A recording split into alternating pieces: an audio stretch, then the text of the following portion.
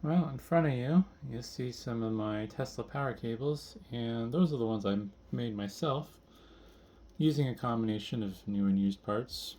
Um, but today, I finally got in some of my professionally made ones. There is 21 here, I believe. I probably should double counted, but that's what the guy said that they had made up. Was supposed to get 50 today. Well, I was supposed to get 50 Monday, but I don't know. Apparently they're waiting on wire. I don't really understand. Whatever. I got enough to keep me going for now. But I never would have figured having something like this manufactured would be so difficult. Granted, I might have kind of set myself up for failure by going with someone smaller that was local, extra local, since local to me, not just local to the U.S. But we'll see. He said that now that we've had everything kind of figured out and whatnot, future orders should go smoother. So hopefully that'll be the case. But yeah, they look pretty nice. I like the fact that they have all the same jacketing. Mine's kind of random since it's literally stuff I've salvaged off power supplies. But fairly good uniformity. I mean, it's not 100% perfect. I thought there was one that was a little bit different. It's kind of hard to, this one's been used already, kind of hard to line them up perfectly. But there's a little bit of minor length variance, which is weird because they have machines that are making the cables, the wires, but not too bad. A little bit of variance in the heat shrink, but they are hand doing that. So I don't know where the one went. That was a little bit more off than the others. But yeah, for the most part, I mean, this is what I envisioned. I wanted something that was uniform. They have a professional crimping machine that crimps all these wires and shoots them all out. So basically, these are machine crimped, which is way better than anything I could do. I was hand crimping mine, and I didn't have the official Molex tools, so the crimps were good, just not to, Molex spec. But yeah, so hopefully this will mean that I have at least stock for a little bit here. I don't know how much things will pick up once I get this video out and then do a little bit better job promoting these. But yeah, I mean, see here, as I slowly line them up, they're all fairly close in length. So that'd be nice. It'd be nice to actually have them on hand and not have to have people ask me, hey, when are you going to make more? And then having to scramble and work on getting parts and stuff together. So, yeah. Hopefully, now that I'll have these in bulk, I'll get to the point where I can kind of turn a profit. I've spent a lot of money on tools and hardware to get to this point because I had to, when I originally started making these, I didn't have any R730s to reference, so I had to buy an R730 that I could use as a reference to figure out, what was necessary to make that work. And then I've been going through the other servers I have, which also is kind of time intensive, setting things up and manually verifying that the cable will play nice and the system will actually boot. But basically from here going forwards, really the only thing I need to do is decide whether or not I want to make a version of these that would be compatible with the PowerEdge T620, T630, and T640. The cables will have to be significantly longer to use in one of those because of the fact that the power board is under the motherboard and it has to kind of loop up and over and around to the GPU.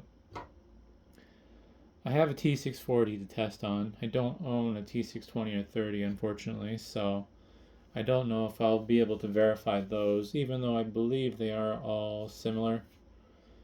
And I haven't had anyone show any genuine interest anyways. Fortunately, with at least the T620 through T640 models, there's a lot more space inside of them, so it's not as big of a deal using the dual PCI Express 8-pin to EPS 12-volt adapter as it is with the rack servers.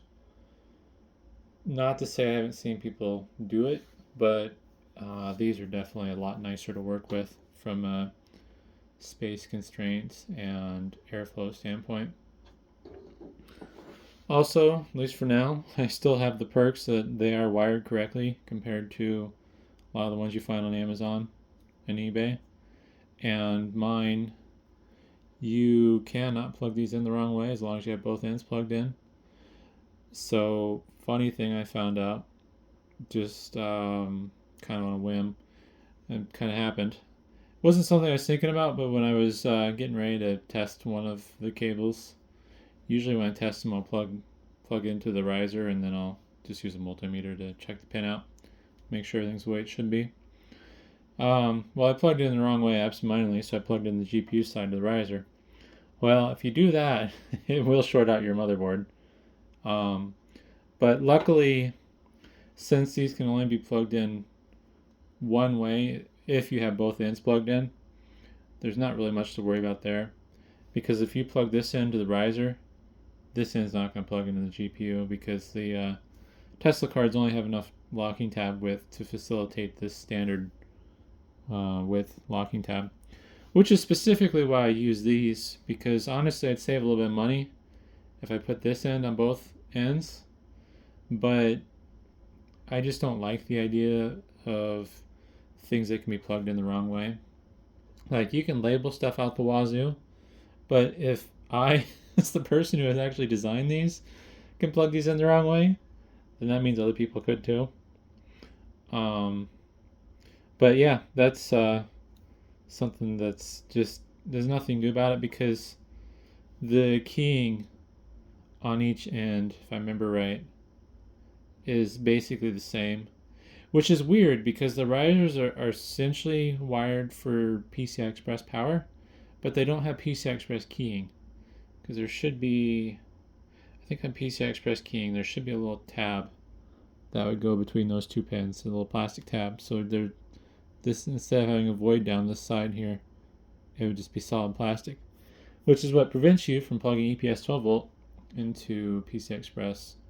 Also, I think there is a slightly different keying pattern. I'm not super